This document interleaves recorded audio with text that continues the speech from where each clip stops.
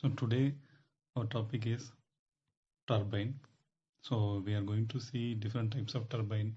Uh, Before to that, so there are namely three different types of turbines.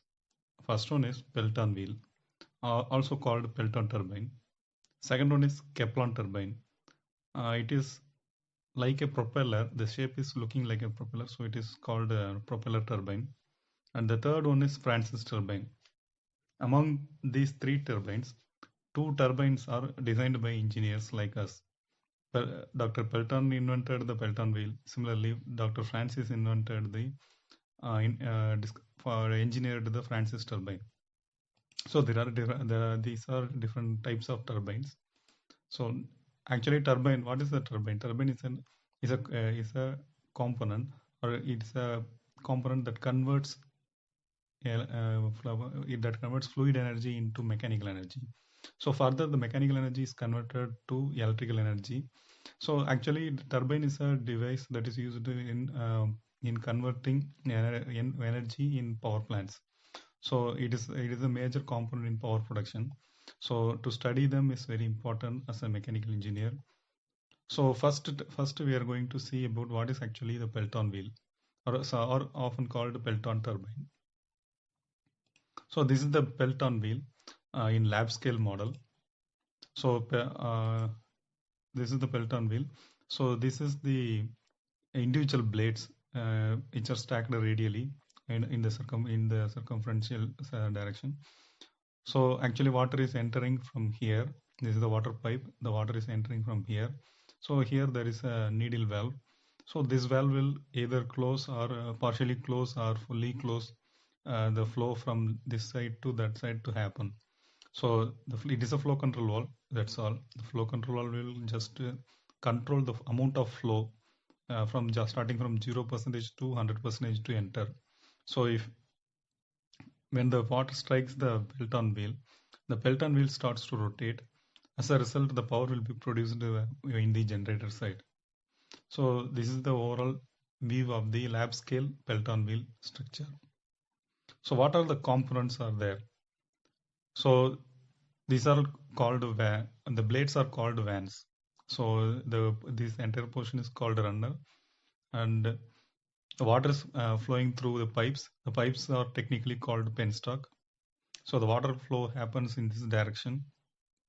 So there is a nozzle to increase the velocity of the flow.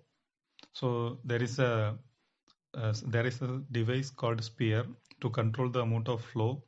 So the spear is attached to a shaft called spear rod. So there is a handle also there to turn or rotate. So the nozzle will convert some amount of pressure energy into velocity or kinetic energy. As a result, the speed of the exiting water will be of high, and it strikes the Pelton wheel directly. What happens here? So here the water is striking the Pelton blades here. So often technically called vans, and the runner starts to rotate as a result. So these are called high head turbine because these are often used in applications where the water is falling from very large distances. For example, 500 meters, and it's generating power from that. That's all. So this is Pelton wheel. So in actual, how the Pelton wheel look like? This is the uh, entire structure of the Pelton wheel. So these are the individual vans. So it has a more or less like a bucket-like structure. This is one half of the bucket, and this is another half. Water is striking here, here, here continuously. As a result, this wheel starts to move. The shaft is mounted in this direction. So this is another view of Pelton wheel or Pelton turbine. So these are called buckets or often vans. So this is how the Pelton wheel is actually working. So water is from a very height position. It is from the very height position. It is moving down towards the nozzle, and with very high velocity it reaches the bucket and forces the bucket to move to rotate. So there was in the blade is the bucket is connected with the shaft, which is again connected to the generator, which will produce the electricity. So this is all the working of the Pelton wheel. Next, we are moving on to Kaplan turbine. So Kaplan turbine, it is more or less looking like a propeller, which is beside the ship. So this is more or less looking like a propeller. So it is often called propeller turbine also. So this is a low head turbine because the water actually forcing the turbine is coming very near to it, so it is called a low headed turbine. So actually it is less than 80 meters head only, so it is called a low head turbine.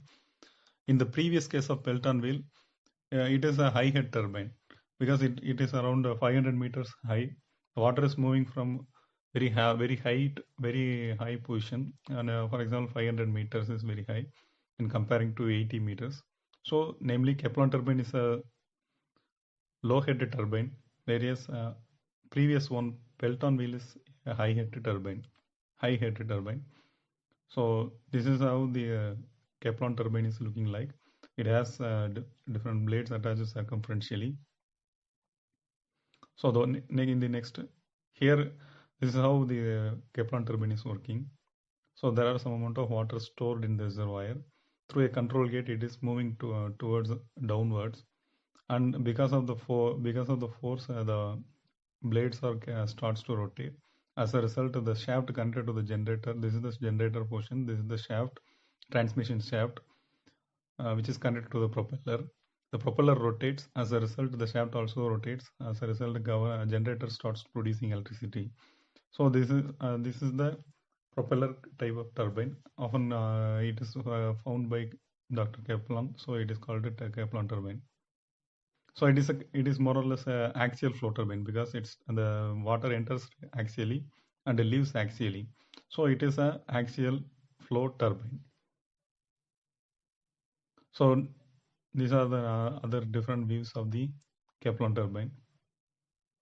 So next one is Francis turbine. So Dr. Francis invented the Francis turbine in the year 1815. So actually, the enters water enters radially and leaves axially. So this is the generator connected to the Francis turbine. This is the shaft. As the rotor position is kept inside, so it is not open to our eye. So when the water enter, the blade will starts to rotate internally. As a result, the shaft will also starts to rotate. So here there are different types of flow. It enters radially and leaves axially. So it is two different types of flows are combined together. So it is called mixed flow turbine. So here in another term, the pressure energy is somehow converted to velocity energy. So this kind of reactions are also happen. So it is often called a reaction flow turbine also. So this is the structure, internal structure. So the inside there are two portions. One is in the electrical motor there are two portions, namely stator and rotor. Similar to that, there is two portions. One is stator and another one is rotor. The stator blades will regulate the flow from outward to inward. The internally the blades are placed. The inward blades, because of the weight or force exerted by the water, it starts to rotate, and the water is after giving the energy, and the water leaves out. So the turbine tends to rotate. As a result, as a result of that, power is produced. So that's all the end of the turbines portion. Next, in the next portion, we will discuss about how to draw different velocity diagrams for each and every type of turbine. Namely, first one is Pelton wheel, Kaplan, and Francis turbine.